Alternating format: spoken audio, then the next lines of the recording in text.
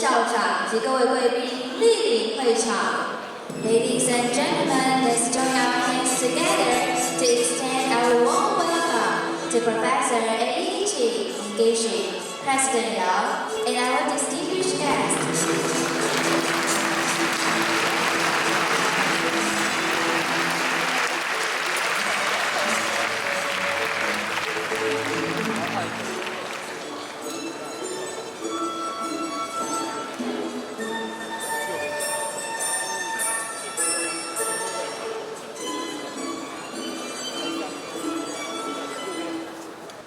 请校长介绍与会贵宾，请校长就位。Let's welcome President Yao to introduce today's honorable guest.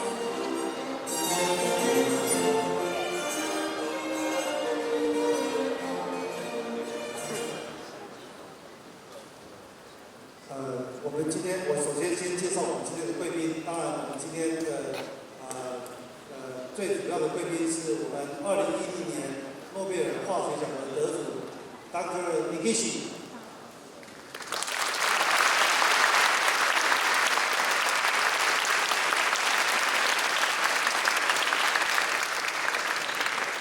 接下去跟各位介绍我们教育部技职司李彦仪理事长。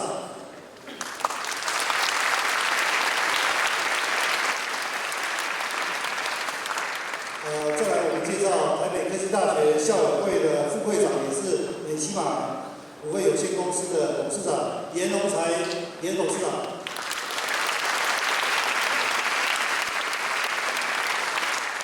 再来我介绍奇力股份有限公司的总经理吴泰光吴总经理。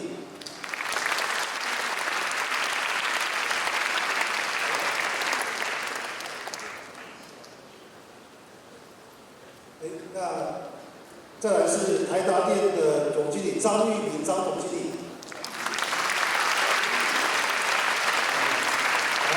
那再来我们介绍中研院化学所罗芬台罗教授。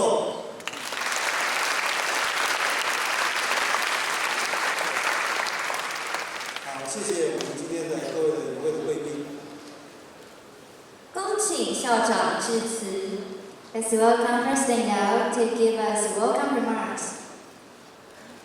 Okay, so I will use English to give us a opening remarks. Good morning, everyone, and welcome to Taipei Tech. I would like to first start off by thanking Dr. Eiichi Nikishi from Purdue University, and the Director General of Technological and Vocational Education from Ministry of Education, Dr. Yan, and President Yan Longcai from Makima Company, Dr. Yan Longcai, and of course we have Dr. Luo Fentai from Academia Sinica. It is an honor for our school to have the pleasure of inviting Dr. Nikishi to speak here for the very first time. Dr. Nikishi is the 2010 Nobel Prize winner. He received the Nobel Prize in Chemistry for developing metal-based reaction called palladium catalyzed cross-coupling, also known as Nikishi coupling, that allows for easy and efficient synthesis of complex organic compounds. Dr. Nikishi has created an influential tool for synthesizing a wide range of useful chemicals used in medicine, agriculture, and electronics. His groundbreaking work is now widely used in the industry and researches in a variety of applications, including pharmaceutical antibiotics that work on drug-resistant bacteria, agricultural chemicals that protect crops from fungi, and electronic light-emitting diodes used in the production of extremely thin monitors. Although the full impact of this cross-coupling has yet to be fully realized, others will continue to use what Dr. Nikishi has learned, build what he has discovered, and use this to help people and technological development. Hypertech emphasizes on technological development and scientific research. Therefore, we provide our colleagues to spend a year with other notable research institutions in many countries. This helps stimulate our faculty to produce innovative and creative ideas through international collaborations. We also encourage our students to study abroad in order to receive creative impacts from multicultural atmospheres. Consequently, one of our distinguished professors, Norman Wu, is also here today, has benefited from this program. He had been granted a research leave for a year in February of 2011. During that year, Professor Wu went to Purdue University. Through his stay in Purdue, Professor Wu had the chance to collaborate with many distinguished faculty members, including Dr. Negishi. Professor Wu involved himself with many research activities within Purdue. As a result of this wonderful opportunity, Professor Wu has the honor to work in collaboration with Dr. Negishi. Actually, he is the one who invites Dr. Negishi to give us a talk here today. Dr. Negishi began his path for organic chemistry through his mentor, Professor Herbert C. Brown, who he met while studying for his doctorate at the University of Pennsylvania in 1962. Dr. Negishi admired Professor Brown and predicts that Professor Brown will be a great influence to the world of organic chemistry. Therefore, Dr. Negishi went to West Lafayette as a postdoctoral researcher in 1966. In 1979, Dr. Negishi formally joined the faculty at Purdue as a professor, and from then on, he has been a professor for more than 30 years. I'm pleased to announce that today marks another milestone for Hypertech, as we have privileged to confer an honorary doctoral degree of philosophy to Dr. Negishi in recognition for his contribution to the field of chemistry, especially in organic synthesis. Dr. Negishi, I believe everyone present knows well of your work and numerous other distinctions awarded to you. But allow me to just point out a few here. Fulbright Smith Month All Expense Scholarships, 1960. A.R. Day Award in 1996. American Chemical Society Organometallic Chemistry Award, 1998. Sir Edward Franklin Prize Lectureship, 2000. American Chemical Society Award for Creative Work in Synthesis Organic Chemistry, 2010, and Nobel Prize in Chemistry in 2010. All of which clearly indicate the importance of your work. Your passion for organic chemistry and your attitude for research inspire us all. Without a doubt, it is our pleasure to present to you your honorary doctorate degree. In closing, I would like to express my heartfelt appreciation to our keynote speaker, Dr. Negishi, for coming to our school and share his knowledge of organic chemistry with us. I wish for an informative keynote speech to you all. Thank you so much. Thank you. 谢谢校长，请校长回座。Thank you, President. You may return to your seat.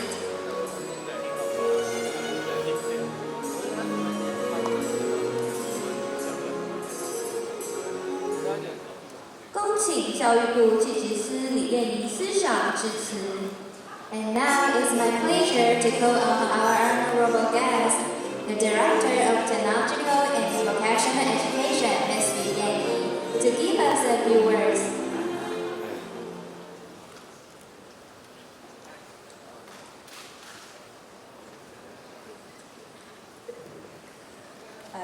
Good morning, our honorable guests, our professional education Dr. Yao, President of the Taipei Tech. Ladies and gentlemen, on behalf of the Ministry of Education, I would like to extend my warmest welcome to our distinguished guest, Professor根岸. Thank you for your being here and to share us with your successful experience today. I also would like to recognize the effort of National Taipei University of Technology, which is called Taipei Tech. It's making a big effort to enhance international cooperation and promote our academic achievement. National Taipei Tech is one of the high-quality universities in Taiwan, especially she earned the fourth place in our national project, which we call the Developing Technological University Paradigm, and contribute a lot for their R&D and developing all kinds of innovation applied talents, particular to our students. Thank you for National Taipei Tech support a lot of events and share most of their efforts to our students and teachers. I'm sure today everyone here you will be benefited and also fruitfully experienced. Thank you again. And I know that some of you still come from high school, so I should have something to talk with you in Chinese. 各位同学，早安啊！我知道今天有一些同学来自我们一般高中，当然也有一些高职的同学。特别今天有很多我们来自我们技传教院还有台北科技大学的学生啊。今天呢，我很高兴代表教育部来到台北科技大学参加这个颁授的典礼，同时也很高兴我们的诺贝尔得主来这里跟大家分享一个经验。不过今天我特别要提出来一点，就是今年教育部特别提出一个所谓的联汉科技大学的计划，用示范的方式遴选了6个学校。当然很高兴台北科技大学在所有学校里面脱颖而出拔得头彩。不过我要跟各位同学们特别报告的是说，我们为什么要推联汉科技大学？联汉科技大学是做什么？其实它很简单，我们的联汉科技大学就是要做出跟一般大学不一样的地方。不一样在哪里？就是我们要做研究，可是我们的研究是实务研究。所以各位同学，你也可以看得到，台北科技大学今年就邀请了至少2位诺贝尔得奖，应该是第3位诺贝尔得主来学校里面分享他们在国际上学术上非常有名的一个研发的成果，以及他们学习的心得。那我们要行说的不一样在哪里？我们研究的东西是应用型的、实用型的，是可以应用在人民生活上，是可以发展成真正的商品，对国家、对我们社会的经济发展有用，人民的生活是有用，最后可以促进国家的经济蓬勃发展以及国民的就业机会。这就是我们联汉科技大学要的。我在这里也祈勉所有的同学，一定要适性的选择，适性的发展，去找出你真正想要的东西，追寻你最大、最希望的一个发展。你的潜能在哪里？我觉得最终科技的一个文明发展，最终还是要回馈到人类福祉以及我们生活的应用非常感谢今天有这个机会参与这个活动，也谢谢各位同学能够参与谢谢大家。谢谢李燕司长。介绍根岸英一博士。Now let's see the slides of a short introduction of today's keynote speaker, Professor Eiichi根岸.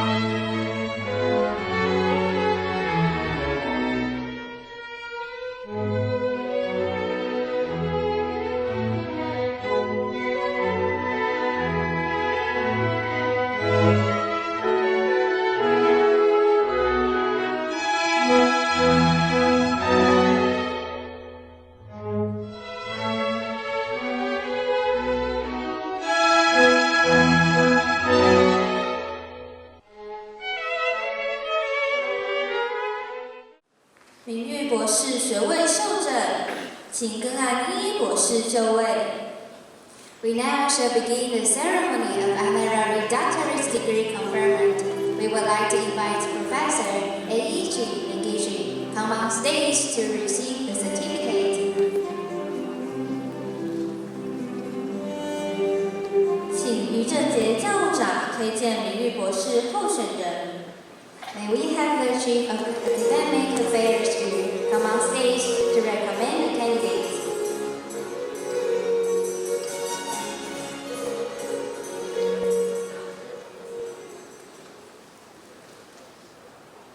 Recommendation to award Professor Eiichi Negishi honorary doctorate degree.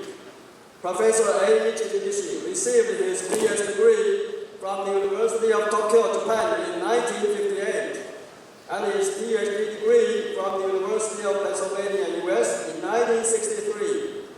He is currently the Herbert C. Brown Distinguished Professor of Chemistry at the Purdue University. Dr. Negishi initiated his investigation of developing transition metal catalyzed cross-coupling reactions in organic chemistry while he was an assistant professor at the Syracuse University in New York in 1972. In 2010, he was awarded the Nobel Prize in Chemistry for his contribution of palladium catalyzed cross-coupling reactions. Palladium catalyzed cross-coupling reactions precisely connect to different types of molecules, generating new compounds without consuming palladium itself. Dr. Negishi's investigation greatly enhanced the possibility of the synthesis of complex organic compounds and resolved many difficulties encountered in the synthesis process. His outstanding contributions to chemistry, medicine, and electronics make him an eminent paradigm for all scientists to follow. In recognition of his extraordinary and profound contributions to sciences, society, and education, it is my great delight to recommend the Advisory Committee on Honorary Degrees of National Taipei University of Technology to confer the honorary doctorate degree of engineering upon Professor Eiichi Negishi, Chengchen Youth Provost of National Taipei University of Technology, Taipei, Taiwan, the 4th day of December 2012. 请姚立的校长核定名誉博士候选人。May we now have President Yao proceed the ratification.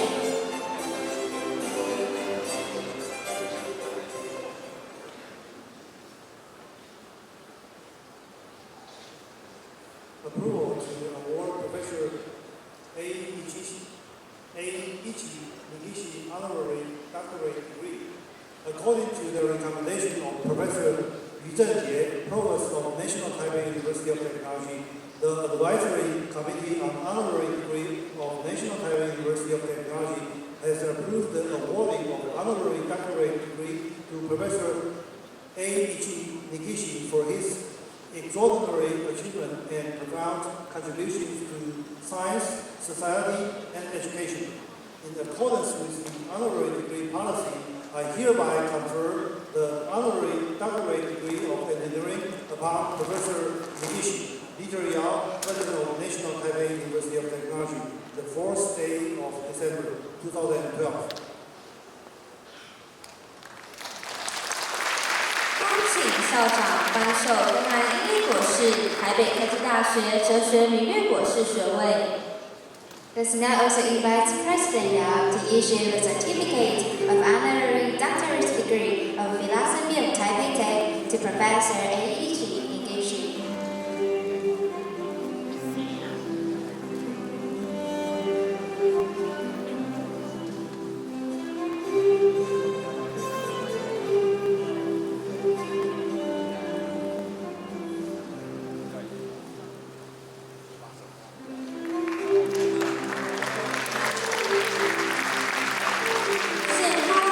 请分子系和思雨同学代表献花。Please present the bouquets.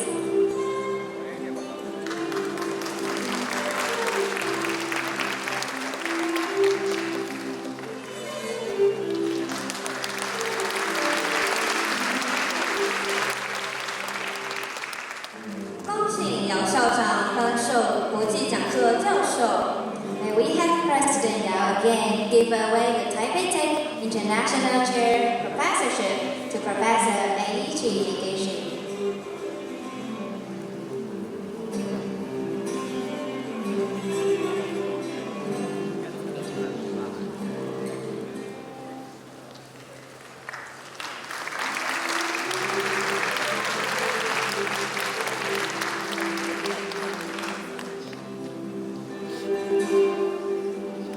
恭请全国校友总会严龙才副总会长颁授荣誉校友证书。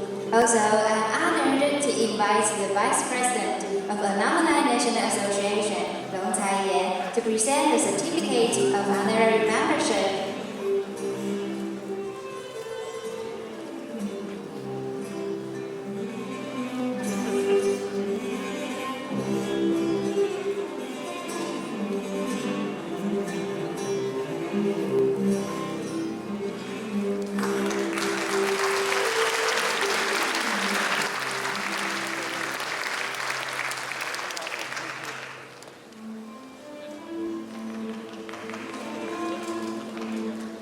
请姚校长及严副总会长复位。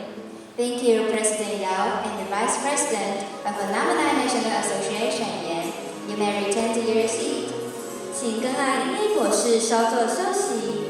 待会我们将请根岸英一博士为我们做专题演讲。同时，让我们以热烈掌声欢迎名誉博士根岸英一教授演讲。 演讲的题目是“绘画旅程：诺贝尔化学之路”。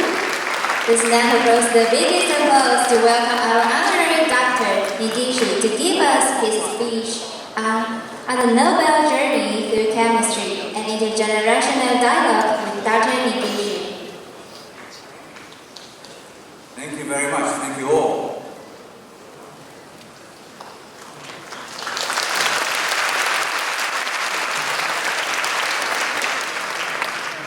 Several thoughts about this lecture.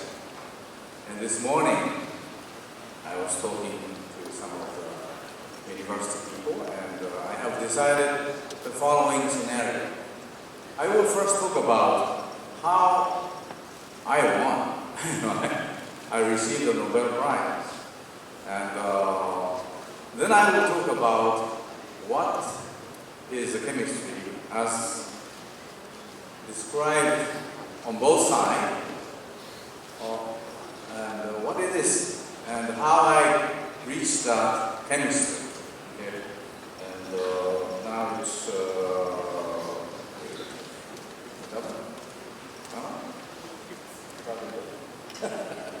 I forgot.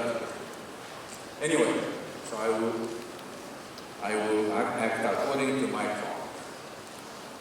Okay, so many people, especially young people like those who are attending here, have asked me, how should one or does one win a Nobel Prize? What's the chance of winning? And some of you may have thought about that, and I hope all of you think about that, because I say everybody, anybody can. This is one key message that I want to convey to you. Anybody can, or at least can think of.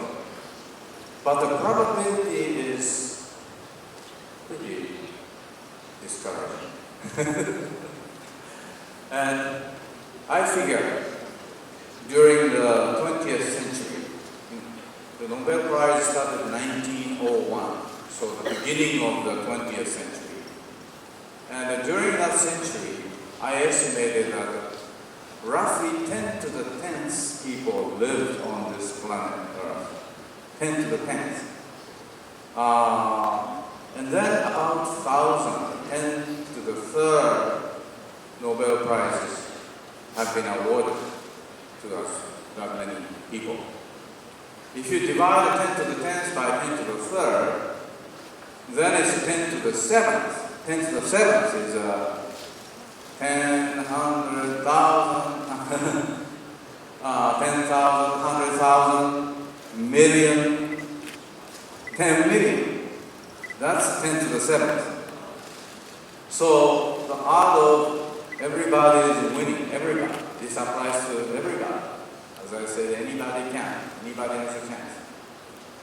But art is very much again, 1 in 10 to the 7th, 1 in 10 million. Maybe by head count, you know, maybe 1 in this big Taipei, or half of Taiwan. Okay, having said that, how should we, or how should all of you think of this odds against the 10 to the, 1 in 10 to the 7th? Well, it's just like buying a $1 million, multi-million lottery ticket and winning. But I bought several lottery tickets when I was young. When I was very poor, I wanted to make money or become instant rich man. Tried several times, never. So I quit. But looking back, I think in the following way: 10 to the 7th. Now this is like going through. Keep winning. You cannot lose, but keep winning.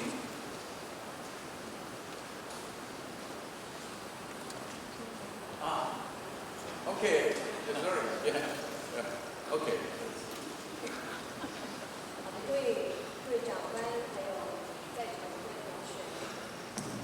各位长官还有在场的各位同学，我们针对刚刚这个李根安教授给我们做的开场，我们做一个简短的翻译哦。那教授说他今天早上我们做的演讲，教官会分为2个部分。那第一个部分呢，就是比较属于一个比较不技术层面的，就是来讲到他的诺贝尔奖得奖的心路历程。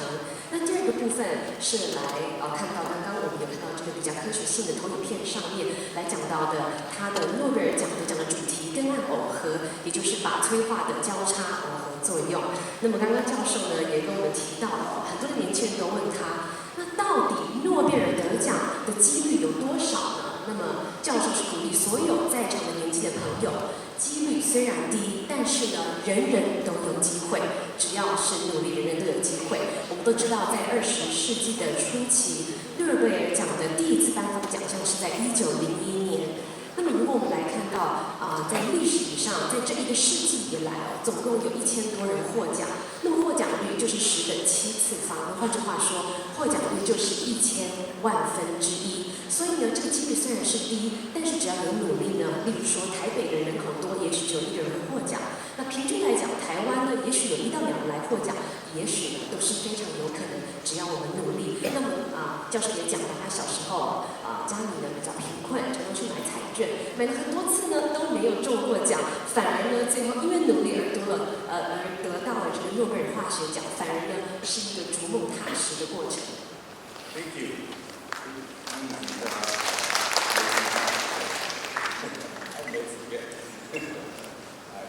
I'm a novice in this business. Well, I was beginning to tell you, looking back, it was like winning 1 in 10 competition. Let's say cliff climbing, 7 steps. You win first one, you're 1 in 10. You can never lose. Then you continue. You try second one, then 1 in 10. Then overall it's 1 in 100. Third one, 1 in 1,000. Fourth one, fifth one, sixth one. Now you are 1 in 10. Maybe in your lifetime you might win the Nobel Prize with a probability of 1 in 10. And then finally you reach 1 in 1. So I feel, looking back, that I have gone through like this. Because as a elementary school student or junior high student, there's no selection process in between usually. I was among the top 3 or so students. among 250 or so students. So I was already maybe 1 in 100, if you agree with me. And then I was a miserably failing student, not failing, but I was not as good as I liked in my first year at high school, because I had never studied outside the class through elementary school, through junior high, and I kept doing that in high school. It didn't work. So I decided to study. And then in 6 months' time, I was ranked 9th. And after that, I was ranked actually the top, the one first, the rest remaining year and a half. Then I got into the University of Tokyo. So by the time I didn't study much at the University of Tokyo, by the way. But even so, by the time I graduated from the university, I felt that I was, well, roughly 1 in 1,000 kind of youngster. 那刚刚跟大家讲到1000万分之一这样一个获奖的几率，在场的年轻朋友们听起来可能会觉得，这获奖几率是不是有点低呢？但是如果我们用另外一个角度来思考，如果我们一次就是1/10，那这个是1/10呢，来个7次。换句话说，你每一次的努力每一次的用功呢，都是当做一个阶梯。那你爬了一个阶梯，你爬了7次，那1/10就是10的7个次方，一步一步踏实的来向上进，是不是到最后你一辈子的投入，可能就会达到这个1000万分之一？所以各位年轻人朋友，是人人都有机会的。那我小时候小学、中学的时候，其实在班上的成绩就是非常的名列前茅例如说小学可能200、300个小朋友，我都是呢第1名。那么上了高中之后呢，也更知道读书的重要，仍然也都是名列前茅。那以最优异的成绩来进入了东京帝国大学来就读，在毕业的时候排名可以说是1000名学生之中是排名第1的。It's pretty amazing. So I usually tell young people like yourself, by the time you graduate from college, it would be very useful, and probably it is almost mandatory, to feel that you're 1 in 10,000, 1 in 1,000, into the third, 1 in 1,000 kind of youngster. You know, at this level, I recommend everybody to be in a position where you can feel that you find something you like to pursue, around that time. So you have to like what you want to specialize from that point on. You have to like it. Otherwise, it's very difficult to continue doing something that you don't like so much. You have to like it. But doing anything good, you have to qualify. You have to be highly qualified. You have to be able to do good. For instance, you want to be a pianist, but you cannot play well. You like the music, it doesn't work. Or you want to win a gold medal in the Olympics. But if you cannot run fast, then you cannot compete in a running event. So I think 2 things are important. One, you should be able to do things that you like very well. And as I told you, you have to be able to think or feel at least that you are 1 in 1,000. If you fail to believe in that, maybe you try, there's always a repechage. I like this word. Those who lose, they can try again. They can choose another field or whatever. It may take extra 2 or 3 years. But I think one can change direction his her direction in life, at least a couple of times. You cannot keep changing for the rest of your life.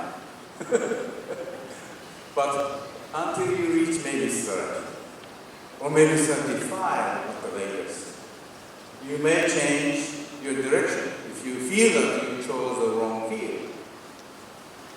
Then you can back up and you can rebuild, try again. But regardless, you have to be highly qualified. You have to be good at what you want to specialize. And on top of that, you should like it to be able to continue for perhaps the rest of your life. Okay, that is my key message for you today. One of them. 在场呢有很多的年轻学子那么很多的大学同学在毕业的时候，最重要的就是要立下自己的志向，来知道自己以后的专业的学术的专精范围。那么我给大家的建议呢是，请大家来记得一个数字，就是1/1000。在毕业的时候，至少希望在1000人里面，自己的排名可以是在第一的。以这样子的一个方式呢，来鼓励自己，来作为自己努力的目标。那这样子的一个标准呢，是推荐给每一个人。那么另外一个给年轻朋友的建议，就是你选了自己一个专门的学门之后，也要来确认这是不是你的兴趣的所在。那么确定的是你的兴趣的所在之后，你要问你自己，你是不是真的有努力让自己训练自己，努力来达到在这个专注的学门能够获知成功的资格。我们来看到世界上知名的、全球知名的音乐家、奥运的金牌运动的选手，都是符合这样的要件，将他们的热情、专业，再结合他们的努力，都是千中之选、万中之选，长期努力之下才能够得到的。那么很多年轻人在初出社会的时候，可能会改变他的专精研究的方向，或者是就业。30、35岁，我认为呢，这都是可以接受的。重点呢，就是你能够早早的来下定你的决心，将你的热情来结合你的努力，这个是我给年轻学子的建议。So when I graduated from the University of Tokyo at the age 23, I joined the company, Polymer textile company. So this is polyester jacket, which I received from them recently. But anyway, then I was assigned in their research laboratory. And one of my superiors told me, I want you to systematically investigate chemical reactions of polymer. And I was a chemical engineering major, but I was majoring in polymer chemistry. So when I heard about that, I didn't have any clear idea of what I should be doing. So I asked him, who is going to be teaching me? Who is going to be supervising me? And this person told me, well, there's no such person in this company. You're going to be the leader. You're the lead teacher. You do yourself, and then you have younger people sooner or later. And you'll be the leader of the group. I said, oh my gosh. I should have studied more when I was at the Tokyo University, which I didn't. So I thought of returning to Tokyo University, but my parents were poor, so that was no option. Then I recall, on the first day in that company, the president of that company told us a very surprising thing. You young people, you people must go abroad. We just entered that company.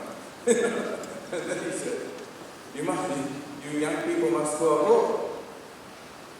And I urge you to master 3 foreign languages.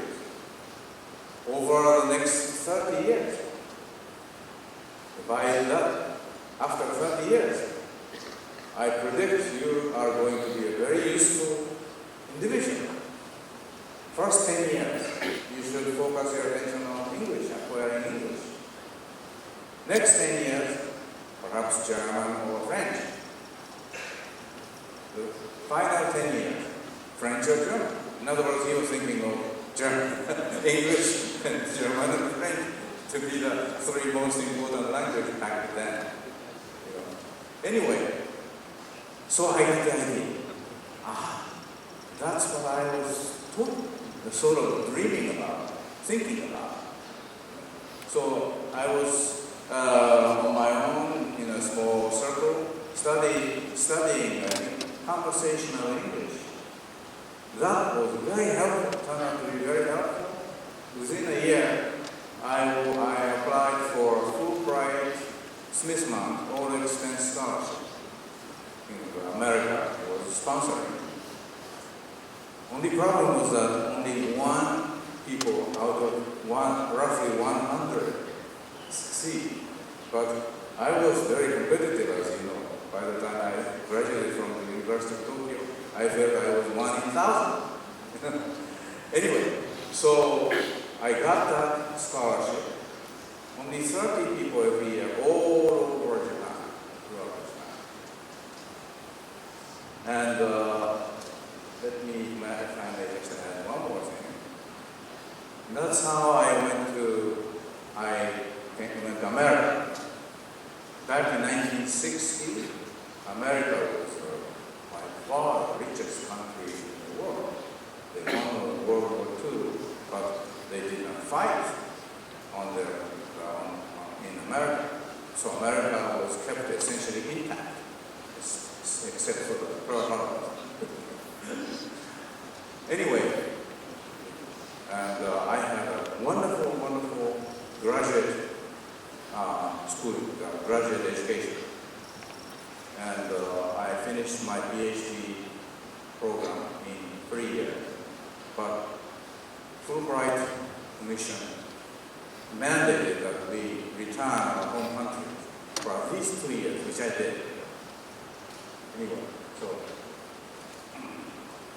那刚刚讲到了我在东京帝国大学毕业的时候优异的成绩，我是在23岁的时候从帝国大学毕业，这个时候就在国内就业，是在一个做人造纤维的纺织公司。一刚进入公司的时候呢，学长呢就请我来负责这些人造纤维相关的研究。那么呢，我那时候还问他学长有没有人可以教我啊？学长说没有，就是你自己了，你自己做自己的老师。等你弄通之后呢，你就可以做别人的老师。这个时候我才发现到我的所学是如此的不足。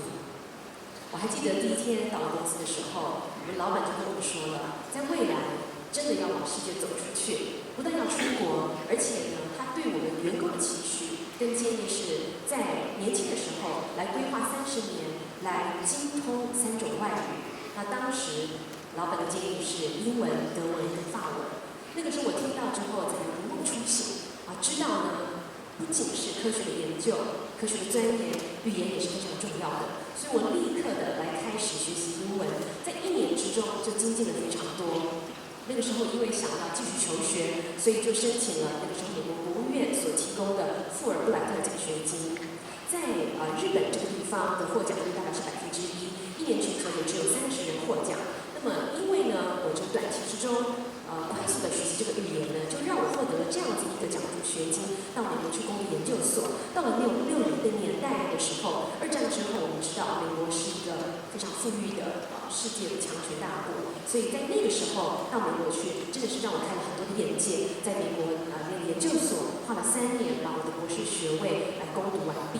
那么因为富尔布莱特奖学金规定这个出去留学一定要回国，至少足够2年，所以后来呢就离开了美国。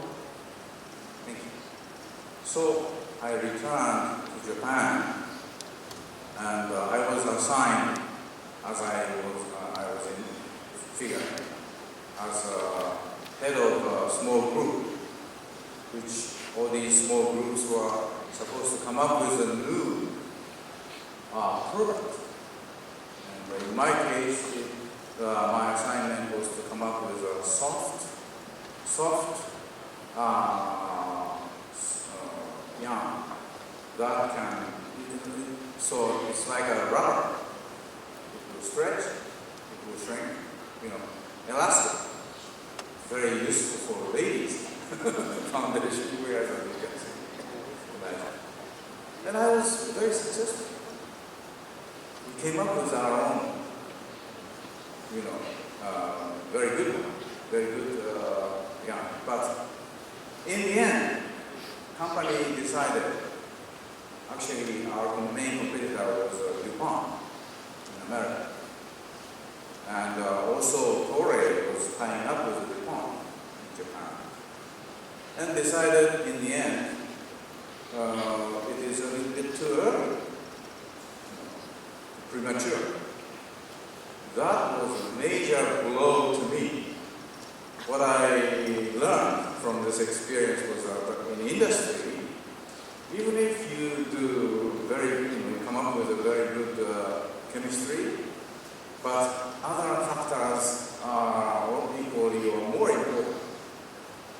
So you have to be super good. You have to see either like either home run or swing and miss.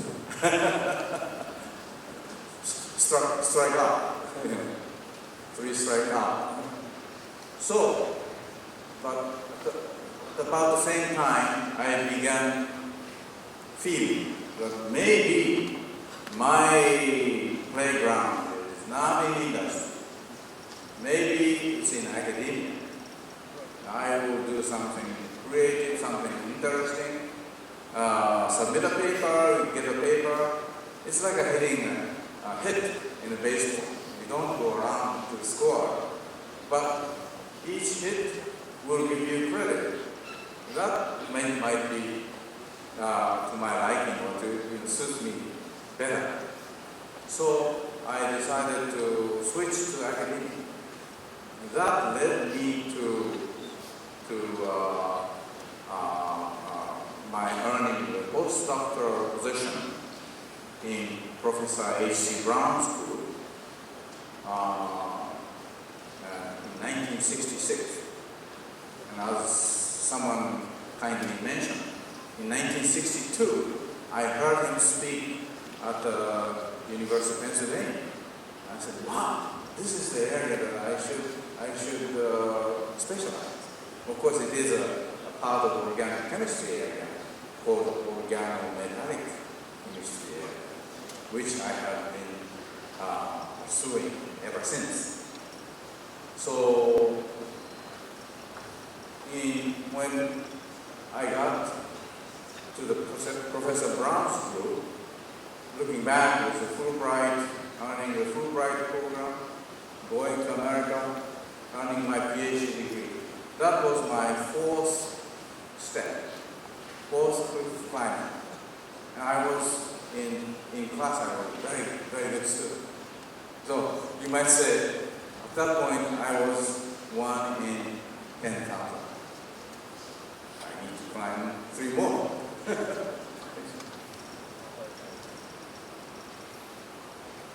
好，刚刚讲到呢，我在美国念完书之后呢，回到日本，那当然又进入到这个业界呢，来做一个弹性纺织纤维的研究。这个纤维就是在女性衣物上面比较常用到的。那个时候呢，我做的这些研究呢，也是跟美国的杜邦公司一起来合作。那当然，这个研究的结果后来呢被打了回票。那这个时候我才知道，我原来在业界之中讲究的呢，不只是物理的原理还要讲究的它的一个实用性，还有它的产品的这个功能性。那就是在业界来讲，如果就棒球术语来讲呢，就是呢，你是只有呢来打出全垒打，否则呢你就是3振，中间没有其他的选项，是非常严苛的考验。所以那个时候我就也发觉到自己所学的不足，最后又回到了学术界。那学术界如果在你棒球术语来讲，因为发表一个 paper 就好像打一支安打一样，你最后呢是会有机会来回到本垒的。那最后呢，我就做了这个博士后的研究，在1966年回到了美国，到当时的这个 Herbert Brown 布朗博士，也就是人称的有机基础化学之父的门下来攻读我的这这个博士后的研究。那其实是我在1962年的时候，我在宾州攻读博士学位的时候呢，就已经有在一场演讲之中，已经有目睹到这个大师的风采了。所以大家可以来看到呢，我是从富尔多莱的奖学金出国之后回国，之后呢又再度回到了美国，这样所以可以说是一个3个阶段，跑了3个垒呢，最后回到了本垒，有了一些成就。So looking back, when I joined Professor Brown's group as a postdoctoral research associate in 1966, I started climbing the 5th cliff, 5th rock climbing. And I say that because Professor Brown, well, first of all, he passed away. He was a fantastic mentor. And he taught me how to do research successfully. I don't think he ever taught me what to do in research. And he had his own boron chemistry. But I don't think I learned how to come up with new ideas and so on from him. Of course, my staying in his group was very helpful. But mainly, what I learned very, very well on one-on-one basis is how to do research, how to do what I call a systematic exploration, which is very critically important. I recently published a one-page article on how to discover 10 conditions for discovery, 10 conditions. And then I don't have time to go through this. But smack in the middle, in the center, I place systematic exploration. So it's like an explorer of the area that you choose. Then you start exploring. And most of the time, you hit the cliff here or, a river, then encounter a river, or so on and so forth. But you keep exploring and you keep writing map, like a kilometer. That's what the pioneers like A.C. Brown did in their own chosen field.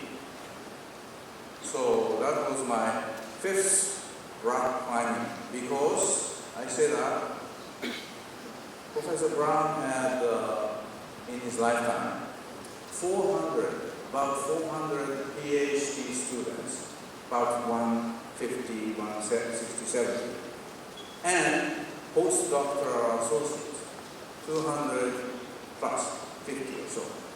So together 400. All 400 is student or disciple. 2 have won the Nobel Prize, as you know. Well, one is of course myself, but the other one is Akira Suzuki. He was also a 2-year postdoc, basically. So what I am recommending is this kind of very high level postdoctoral, one-on-one postdoctoral apprentice. And this is a one-on-one teaching or training. And if you think about that, in any highly competitive field, you see this one-on-one training. I was just watching figure skaters competing recently, and there's always this teacher, just like a shadow, always together with a skater. Clearly, there's a one-on-one relationship, one-on-one mentorship. I think this is a very, very important thing at the graduate level in our profession, postdoctoral level. And I consider that to be a 5th step towards the highest point, gold medal or Nobel Prize.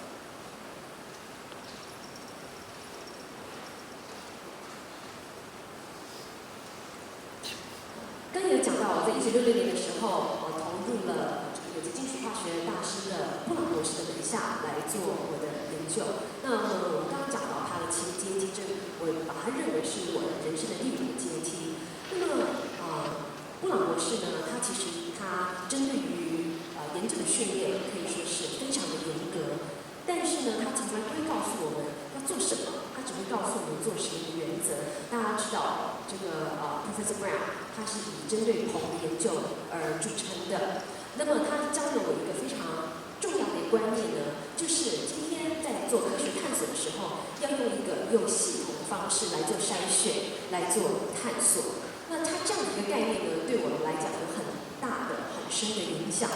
我们知道在50到70年代之间，指导了400个博士生，其中有200个是博士后研究生，400个总共400个他的这个学生之中呢，有高达2个人得到了诺贝尔化学奖，那一个就是我本人，那另外一个就是林教授，也就是同时是在2016年得到诺贝尔化学奖，以他的铃木耦合这样一个概念来得到化学奖。他当初也就是在老师的门下做博士后的研究，所以我认为老师他这样一个启发性的教导的方法，而且他很注重就是1对1的指导，那这是对我来讲非常重要的，这是我们在很多的花式流行之中，或者在很多的这个奥运的这个得奖竞赛选手之中来看到的这种1对1的专门的指导，我觉得对于高阶的学习来讲是有莫大的帮助。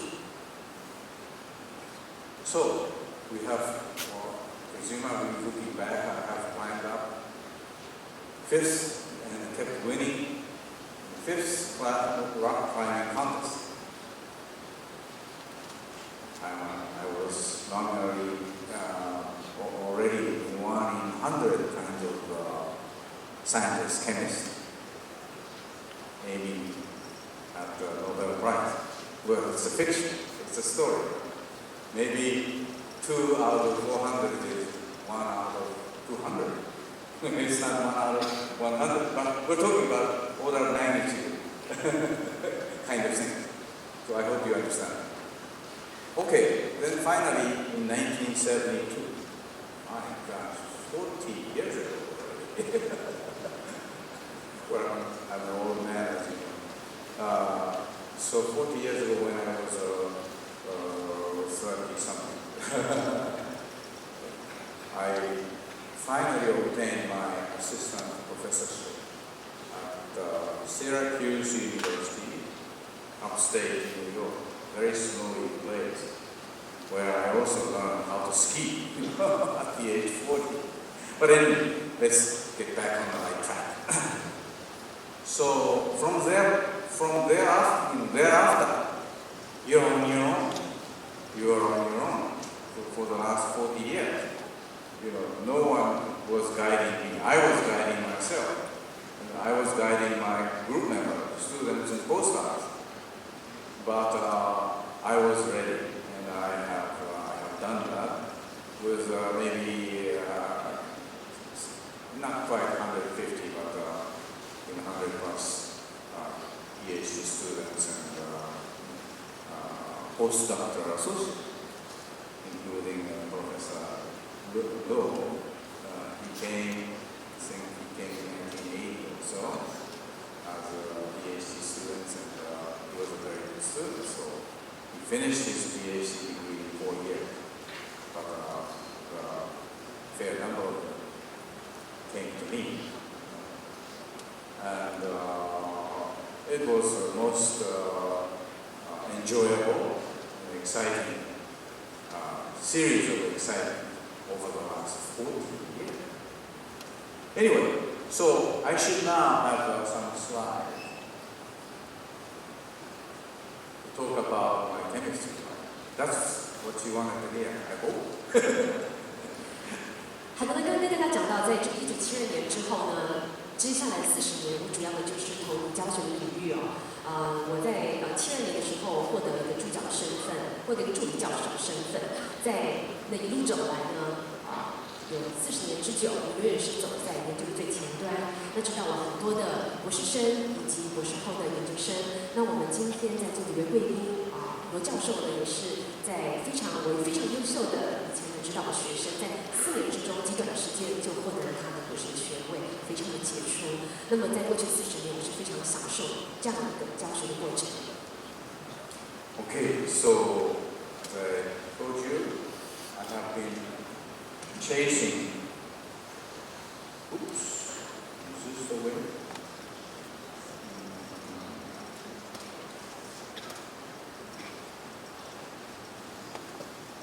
Oh yeah.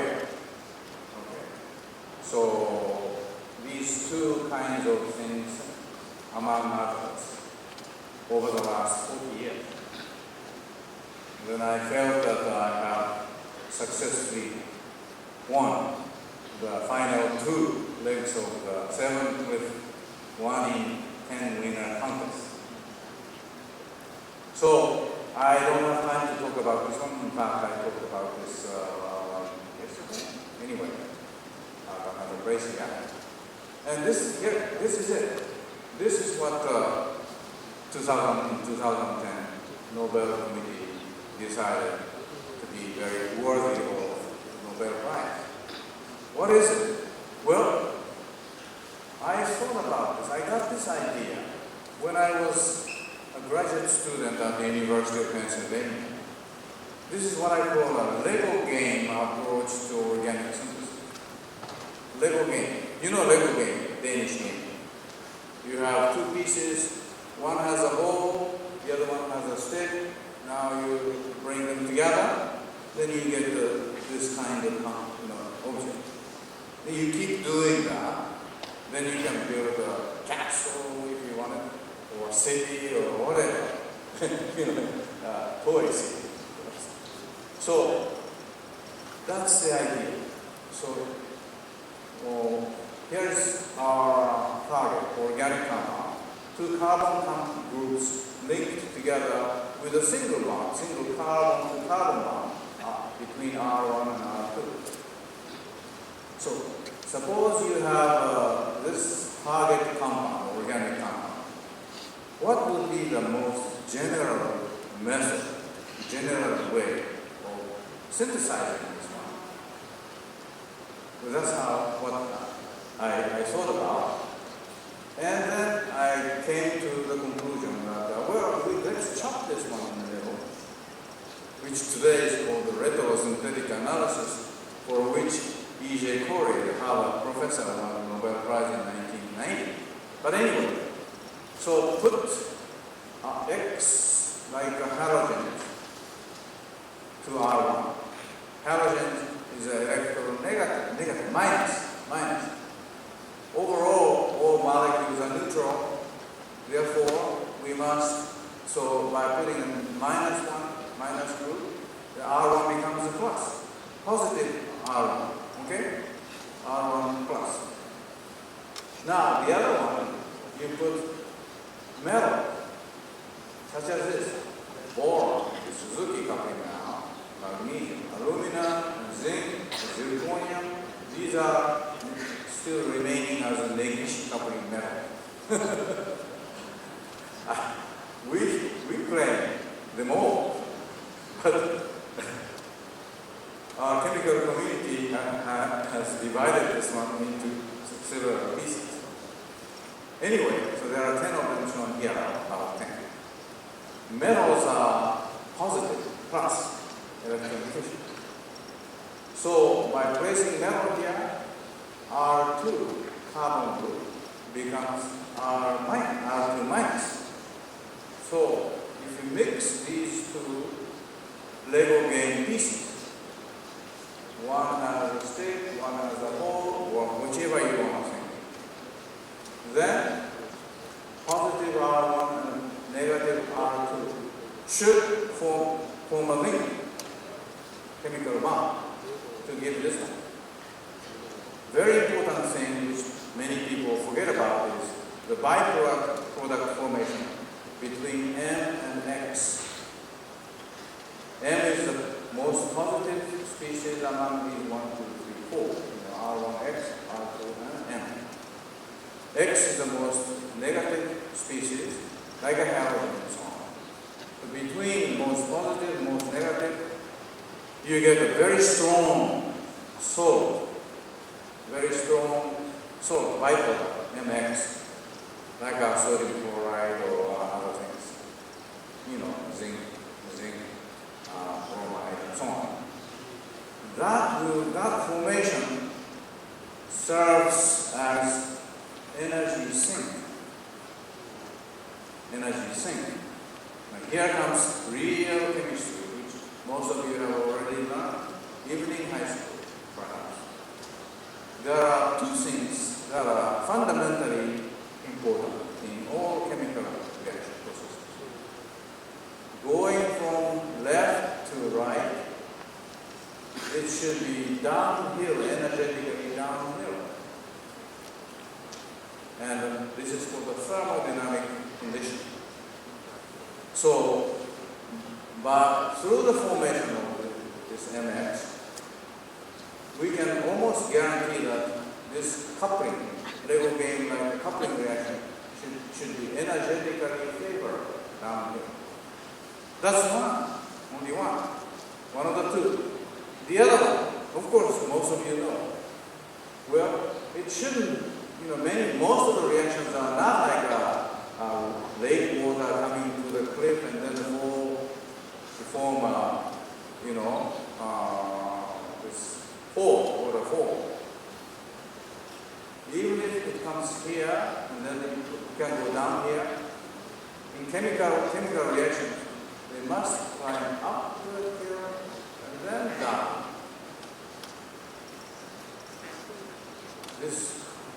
If this hill height is too high, then the reaction wouldn't go.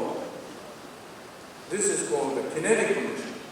So kinetic barrier should not be too high.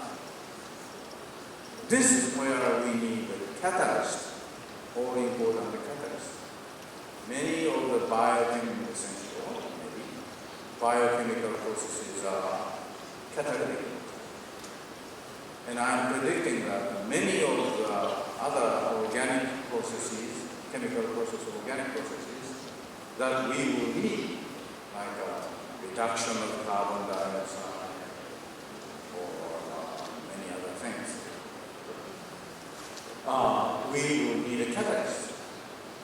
And the catalyst only try to lower this barrier, hill to climb up. How do they do that? Here it is. Here is my catalyst, which the best one turned out to be palladium, not the nickel. Nickel was discovered by Professor Tamao and a few others, Koryu, and so on.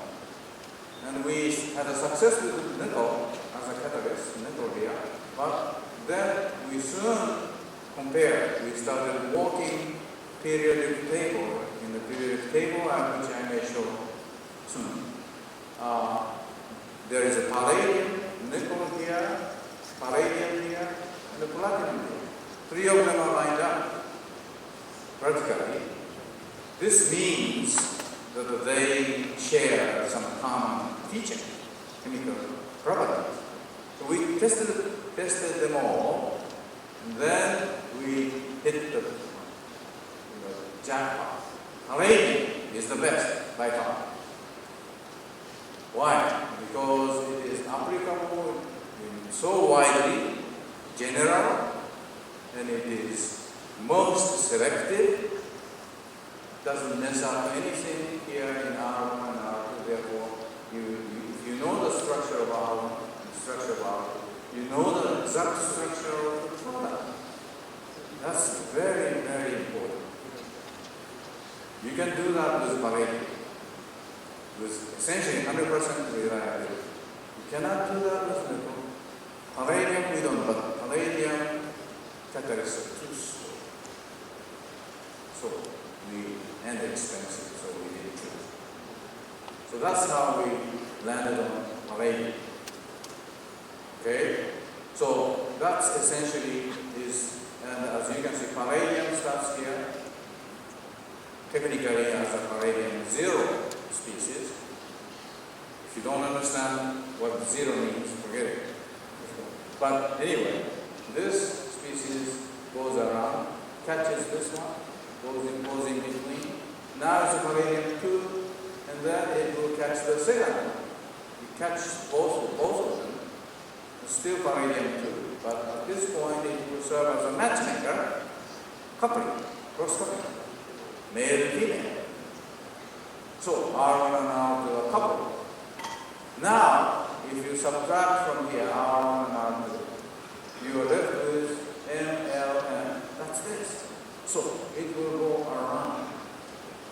Now it can go around again, around and around and around. How many times? Well, in many cases we have observed, in most cases, in our kind of palladium catalyzed cross-coupling, palladium can go around million times, 10 to the 6, million times. In many other cases, we have observed that palladium can go around and around, billion times, 10 to the 9.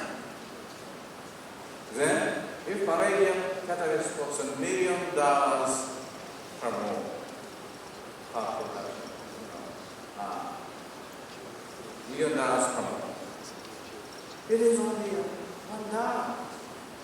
for the production of one mole of this, one round. $1, everybody has. You have $1.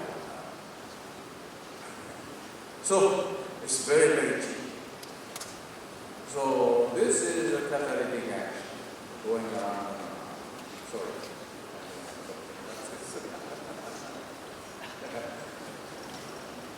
Or people maybe may understand with the help of this. 刚刚教授跟我们讲到的，也就是他获奖的这个诺贝尔化学奖获奖的，在2010年，我们在左边的这个图上，主要的就是来看到它的靶催化的加强耦合的作用。刚刚不是也讲到他在宾州大学的时候呢，就已经想到了，今天要让就是两个比较不亲和的碳来形成一个新的碳的单键双键，就是我们在这个红色图的右边 R1、R2 这个地方是不好生成的，但是在那个年代他就想到用一个乐高的，也就是堆积木的方法来做，也就是用这个回溯的合成的这个想法去做。如果我们从结果来看，我们可以有怎么样子的方式来去合成这样子的一个化合物。那刚刚有讲到的是，我们可能要回到上一讲，刚刚有讲到是不是有讲到那中间他有讲到这个 R1 跟 R2 跟 R2 的部分，大家可以看到在黄色的这个框框里面，主要的是讲到的是碳足哦。那么我们看到 R1 带正电，那在左上角，它跟 X 在一起 ，X 就是有化物，就是一质原子，带的是负电，所以它们才在一起。那在下方的 R2 呢，同样的是碳足，带的是负电 ，M 的话呢是所谓的金属，带的是正电。这个金属我们在过去不是也讲到，在过去呢，大家有使用很多，可能是铜，可能是镁，铝啊、锡啊、锰啊、铜啊、锌啊、锡啊等等的。那所以我们看到的就是 R1X 正负电的结合 ，R2X 正负电的结合。那么我们这个时候就带进来上面的绿色这个框 M 的部分，就是所谓的金属的催化剂。这个 M 可能有不同种可能。那博士他主要专精的范围是镍跟钯。那我们看到 M 旁边有个 L 就是这样一个金属的配体哦。那么我们看到这个 M 的部分就是属于元素周期表之中的低区金属，就是具有高度选择性的金属，因为它的规划在这个低区，就是表示它们有很特殊的性质哦，就是在这样的一个化学合成之中，它是不会被消耗，可以用100万次的，所以就可以来降低这样的化学制成的成本。我们可以看到这个箭头的方向 ，M 大写 L 到了下方，它先去抓到 R1 跟 X。再往下走到圈圈的下方，又抓到 R1 跟 R2。那我们看到在最右边呢，就变成了形成了一个新的 CC 碳的一个单键。那它再往上走，它这个M 这个这样子的一个催化剂这种金属都是释放出来，所以我们看到是一个生生不息的一个循环。那刚刚不是有跟我们来讲到，如果今天即使这个稀有的金属价格非常的昂贵，假如说它的单价是100万好了。那么它在这个循环之中，它不被消耗，那可以用100万次。那除起来的话，一次只要1块钱。那所以这个对于一些工业上的应用来讲，有非常大的突破。Thank you. Well, actually, I don't have time to discuss this one, but this is my post-Nobel, which we are actively pursuing, actively engaged in. But anyway, so I hope you understand the essence of catalysis.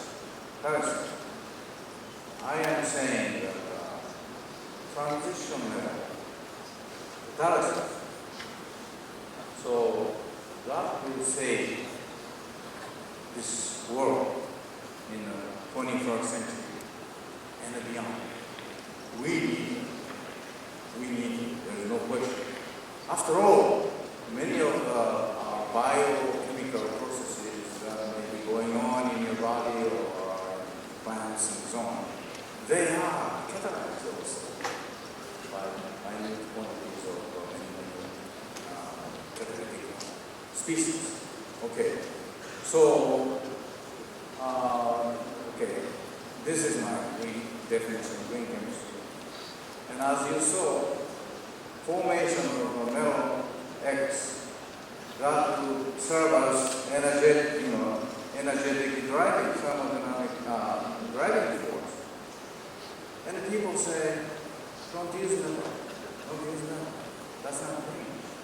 But metals also serve as marker of the position here, not here, and so on.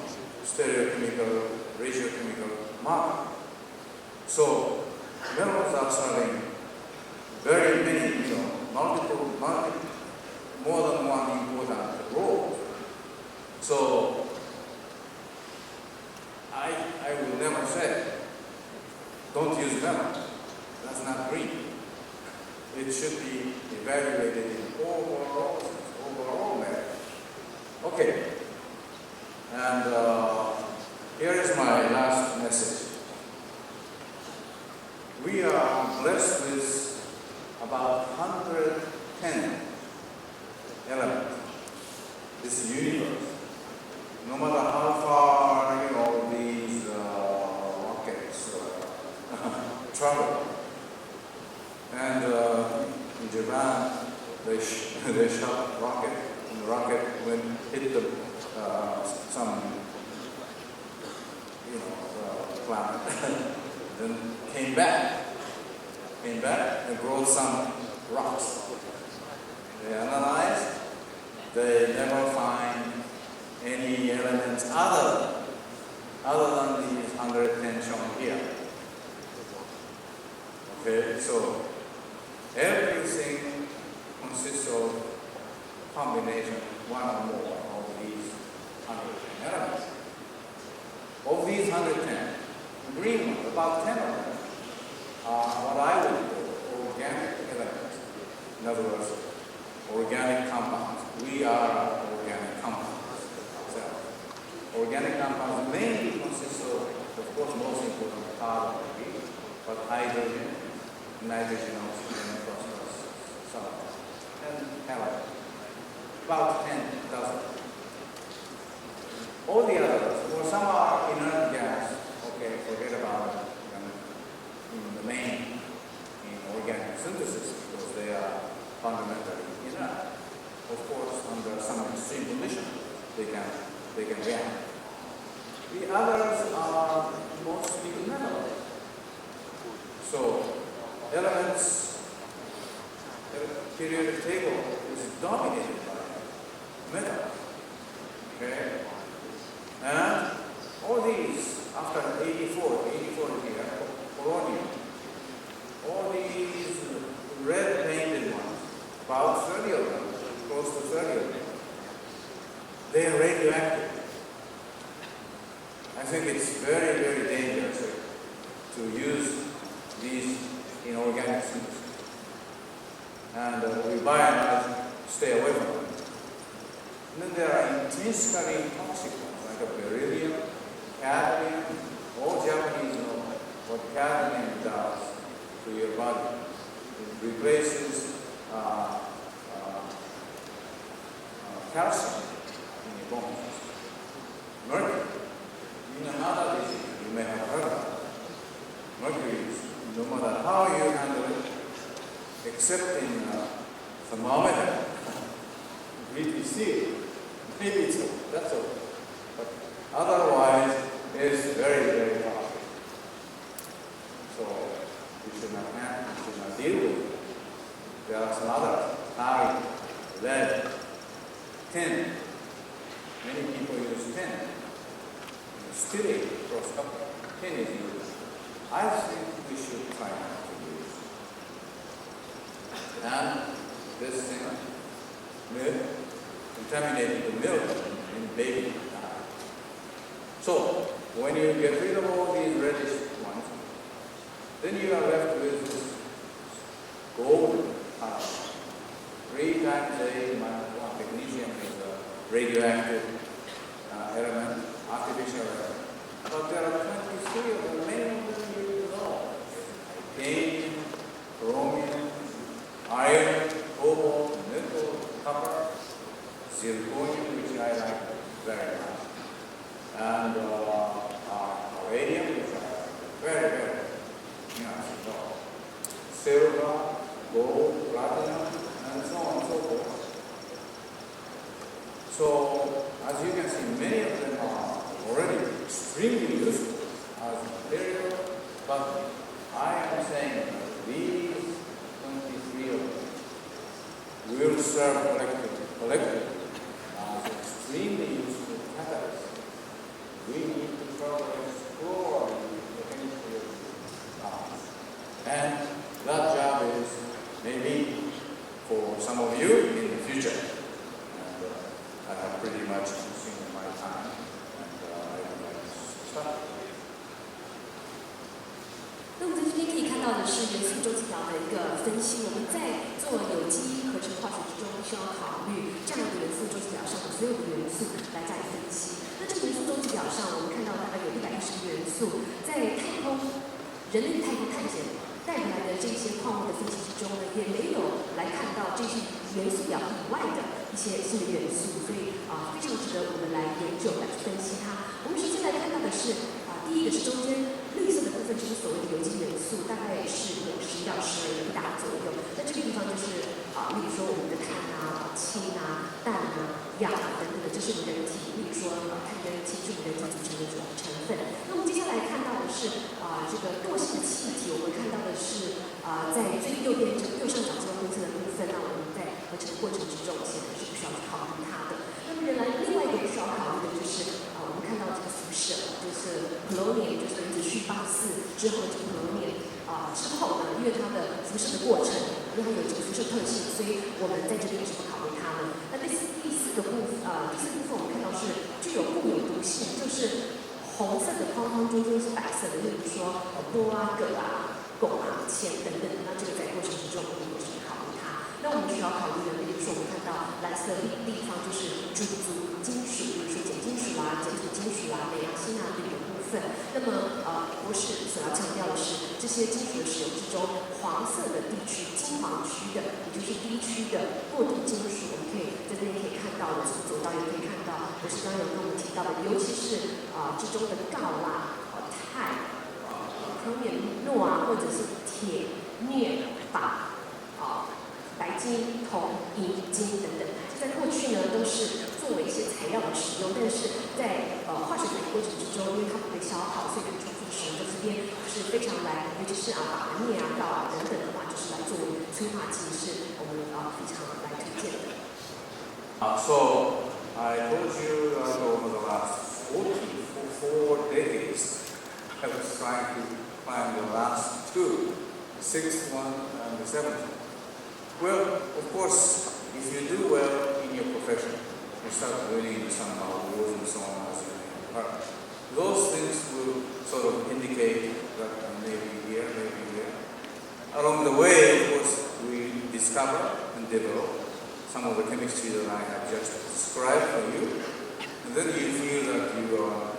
So by the time, by year 2000, I myself felt, well, I should be at least 1 in 10 kind of candidate for the Nobel Prize. Now it's easy to say because I have climbed the last one as well. So my wife sitting in the back was saying, where are you now? So when this thing might come. So well, now as a 1 in 10 kind I don't need it. I don't need the Nobel Prize.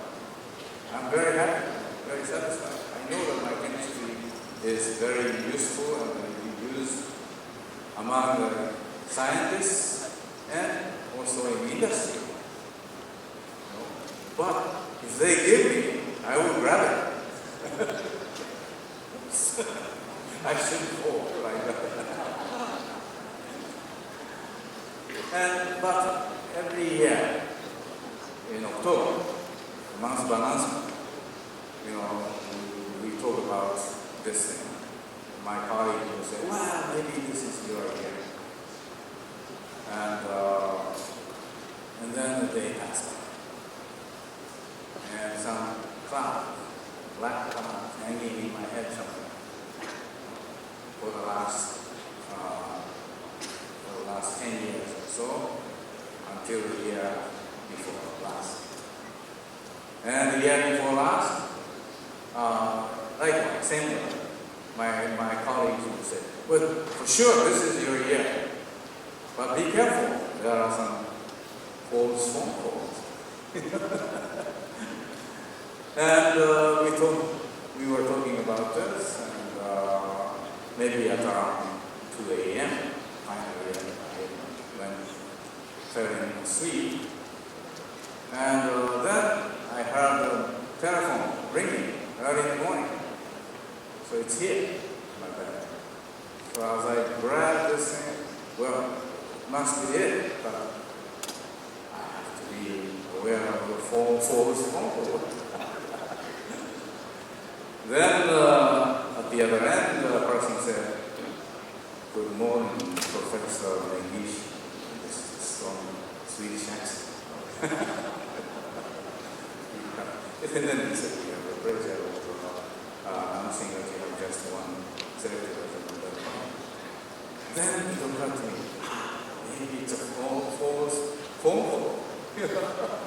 But then this person, chairman, said, I have all 5 members of the chemistry research committee. I will ask each one by one. Congratulate you. Second one said, "Hey, Ichi, congratulations." Actually, as soon as I heard that voice, I knew who that was. I shouldn't mention the name in the public, but he's a tall, big person, but has a very childish, clear voice. When I heard him, his voice recognition ability is amazing. Maybe subject for technical university like this one. So I knew that it was 100% right. And then the rest was okay. And the next morning, I noticed, where is this black cloud hanging in my head over the last 10 years? Wondering, am I going to get it or am I not going to get it? 10 years. My head was clear ever since. Thank you.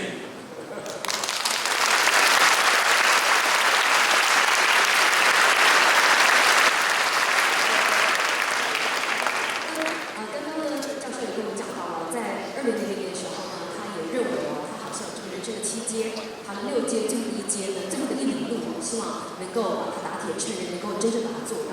所以在过去的10年之中就是朝着得到这个诺贝尔奖这样一个目标，因为每年都会在年底的时候来收看诺贝尔奖的时候的转播。那么在2010年这个得奖来宣布当天清晨的2点钟呢，博士这边就收到了这个诺贝尔委员会这边的一个电话，甚至在电话之中，对方的声音他都有听出来到底是谁。那有4到5位的委员轮流的在电话上面恭喜这一次获得了2010年的诺贝尔化学奖的得奖。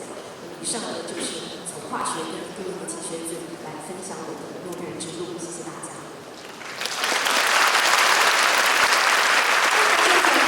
接下来精彩的演说，今天演讲到此结束，请大家热烈